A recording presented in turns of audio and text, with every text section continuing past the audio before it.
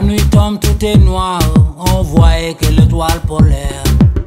Je me demande encore, que sera de mon destin, en flottant sans souvenir de mon passé, en poursuivant ce voyage sans destination, mais étrange au bord, comme un homo sapiens.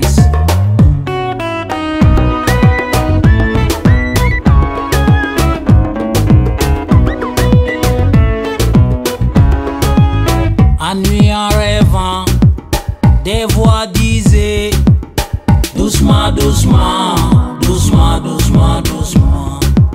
C'était la réalité, les gardes-côtes sont là, loin de là des sirènes, au fond de la mer.